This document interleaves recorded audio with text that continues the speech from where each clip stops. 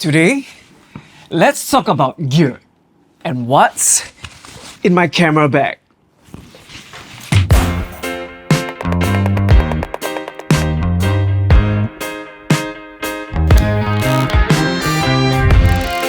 So recently I've been looking back at my life and I just realized that I've been creating travel videos for 10 years already. 10 freaking years. I brought my gear through countless adventures and I thought today would be a great day for me to share with you on all of the current gear that I use to capture my adventures, and especially since I am stuck at home right now with a baby.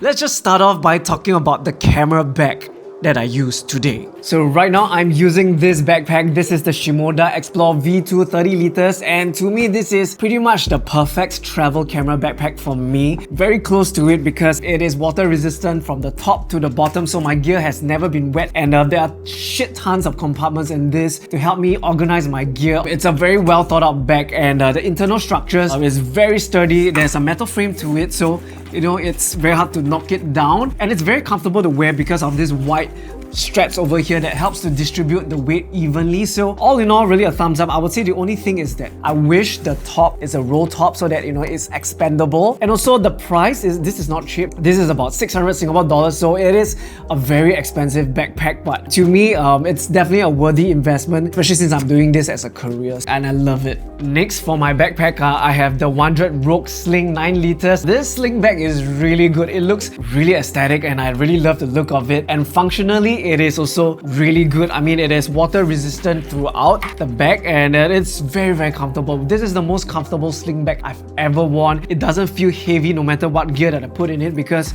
there's padding at the back, so the weight is more evenly distributed. And you might ask, like, why am I carrying a backpack and a sling bag? Yeah, it's a bit overkill for most people, but I like having a sling bag as well for quick access to all of my essentials. I put my main camera in this sling bag, so anytime I want to film something or I see something I want to film it, I can quickly just draw out my camera, and I can also put my phone, my wallet, hotel, cards, transport tickets and cards, and all of the essentials, cleaning kit, filters and whatnot. I can easily access them through my sling bag, and I don't have to reach out to my backpack to get something small. And also I use this sling bag as a mini tripod to conveniently put on the ground or put on the table whenever I need to film myself without having the need to attach another mini tripod or gorilla pod to film myself or to vlog. I think I'm the only one that does this, I think. Alright, so the very first camera gear that I want to share with you guys is none other than a Sony a7S3. This has been my main workhorse and my main camera for the past close to 4 years already. I've taken it on countless adventures through extreme cold, through the desert, wet weather and whatnot, and it's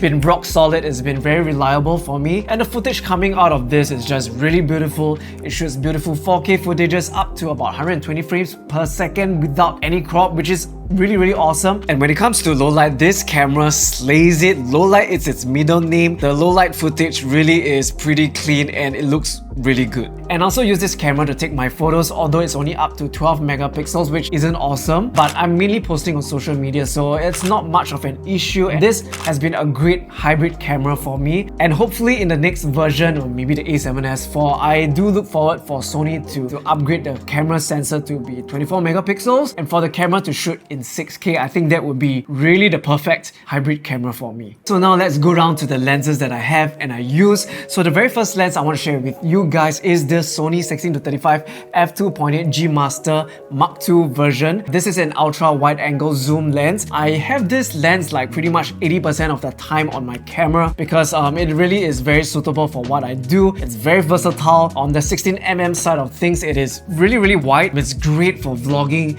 to get a lot of the environment in my shot without having it too zoomed in on my face. 16mm also use it to capture a lot of beautiful location shots, and if I zoom in all the way to 35mm, I'm able to capture environmental portraits and also close-ups of certain details. And because this is the Mark II version of the lens, it's able to focus a lot closer and kind of achieve a bit of that macro look. It's not macro entirely, but it can go really close. So yes, it's super versatile, and this is definitely my workhorse lens. And the next lens that I use is the Sony 50mm f1.4 G Master, and this is my aesthetic lens where I want to use it for aesthetic scenes where I just want to blur out the background and have creamy bokeh. The image coming out of this lens is just really beautiful, and I use it mainly to capture either close-ups or beautiful portrait scenes. I just love the image coming out of this. It's pretty lightweight for its class. I don't use this lens enough. I wished I could use it more, but it's not as flexible for vlogging, so this is a very specific use case lens for me. So the next lens that I have is the Sony 7200 f4, and this is my sniper lens. It's a telephoto lens where you can shoot things from afar. This is very useful if you want to capture, like, say, locals, but you want to be more discreet and capture it from afar. But right now I use it mainly to capture landscapes that are a bit far away, and what this can do is to enlarge backgrounds and make it larger than life. The technical term is called compression, and so this one is very useful for that. And I also use this sometimes for wildlife, although this is not the best lens for wildlife, but you know, if they are close enough to you, I've managed to get really cool shots of wildlife using this lens. So pretty useful, but I don't use it that often, maybe about 10-15%. Last of all, I have the Sony 24mm f1.4 G Master, and this lens is great for environmental portraits, but I use it mainly to capture astro photography or to capture the night sky or, you know, the northern lights, because this lens is wide enough and it allows in a lot of light, and it's great for that purpose, but it is very specific use case for me, so I don't use this a lot. Moving on to action cameras, so I have with me the GoPro Hero 10, and I've been using this for more than 2 years already, and it's still holding up pretty well for me. The image quality coming out of it is really good. It shoots 5.3K video. Yeah, I use this mainly for action sports where it's not convenient for me to bring a bulky mirrorless camera, or if you know I'm using it in situations where I'm going to get wet, I'm going underwater, or in rugged situations, then an action camera like the GoPro is super useful for that. And now my next action camera is the Insta360 X3. This camera is a very essential part of my toolkit right now, even more important than the GoPro itself because it's just so versatile. And to me, the main draw of a 360 camera is because it's recording everything. The field of view is super crazy wide, which is perfect for action sports. Like for example, snowboarding, I'm able to shoot myself and capture my entire body with my board and the ground. It looks really immersive. And also the cool thing about 360 cameras is that it's able to hide out the selfie stick, which can be very distracting if you're using a traditional action camera. And not only is this great for action sports, I've also planted this in, you know, many creative angles on top of my car, at the side of my car, to get really cool angles. And because it's so wide, it looks really immersive. And last of all, in post, I can also play around with the camera movements, which just makes things more refreshing and interesting. And so this has been really fun to play with. I would say the only thing is that to edit in 360 is a bit more work. And also the other thing for the X3 is that the quality and the colors are not the best. I mean, it's passable, it's fine, but it could be better. So I'm looking forward to actually upgrade this camera either to the X4 or maybe the GoPro Max 2. We'll see.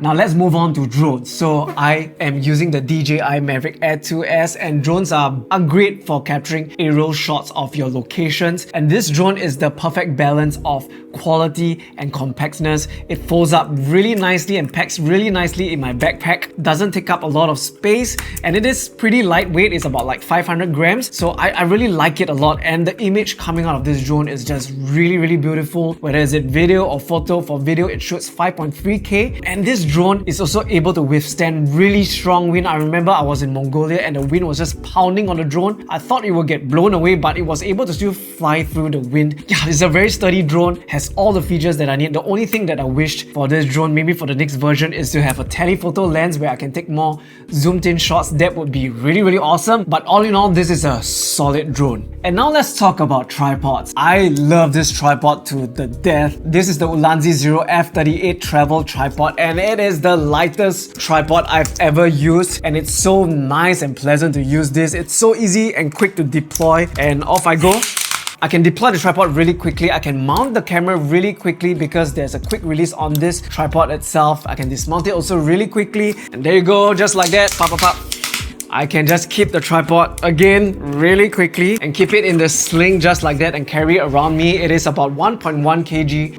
It really feels very light for a tripod, and I really enjoy using this tripod. I would say the only thing is maybe it's not the most sturdy tripod, but it is sturdy enough for me. And so tripod or still shots have been very essential when it comes to my vlogs. It really helps to elevate the storytelling aspect when filming vlogs, and the audience will pay more attention to your composition. They will pay more attention to what you're doing on screen. screen, how you're interacting in your environment or with other people on screen. So whenever I have the time and convenience to place a tripod, I would do so. And the next thing in my backpack is a gimbal. This is the DJI RS3. Yes, I know it's not the best piece of gear to bring while you travel. It can be quite cumbersome, it can add a lot of weight and bulk to your backpack, but this is actually a lot more portable to me. Especially, you know, I can just disassemble it into two parts easily and pack it at the top of my backpack. So I would only bring the RS3 when I know that I want to capture really the absolute smoothest footage to elevate a location or to do environmental portraits, cinematic environmental portraits. But if I know that during the day I wouldn't be needing those kind of scenes, then I would just leave the gimbal in the hotel. Okay, let's move on to the mics that I use. Audio is so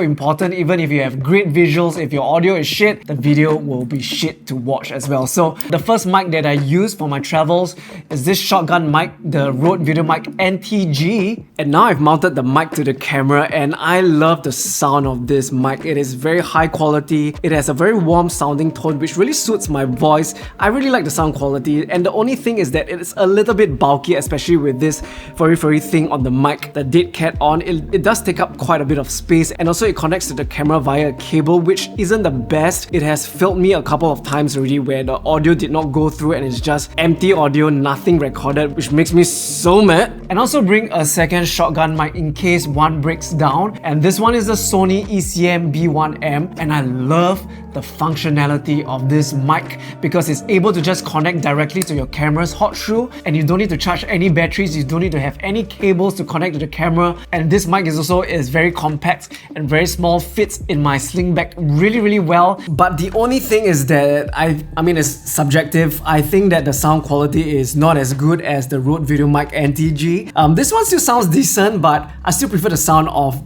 the other mic. And also there's this problem where if I move the camera too much, you can hear a bit of rattle on the mic, which isn't great. It's a bit distracting. So I mean, I would love this mic, but hopefully Sony can release a second version of this mic, make the sound quality a bit better. That would be super awesome. I would use this mic in an instant.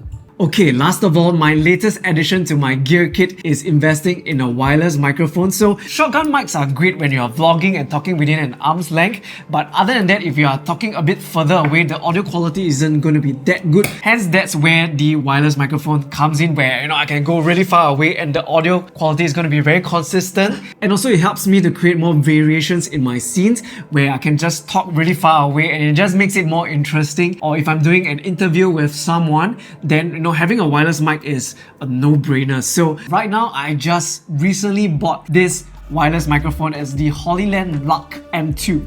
Okay, look at this. This is the mic itself. This is a transmitter. It is so tiny. It is like a 20-cent coin. And the audio quality coming out of this straight off the mic is really good for its size. I was just genuinely surprised at how good it sounds. And I've been using this mic throughout this entire video. It is so lightweight, and there's also magnets for me to just clip on to my shirt like that. And the only thing I would say about this mic is that the volume control is quite limited. There are only 3 levels to control onto the receiver itself, so it's not the best, and also it doesn't record internally onto the transmitter itself, so there's no backup audio, and it might be a bit risky to do so. If your audio gets cut out, it's pretty much a done deal. So that's the only thing, but other than that, I think this is the perfect wireless mic for content creators, and the cost is not that high. It's about like 200 Singapore dollars for the combo kit. It's super value for money, and I highly recommend this one. Alright, so I hope you found this useful and insightful on how I utilize each of my gear to tell specific things from my travel vlogs. It's by no means a lean travel filmmaking kit, but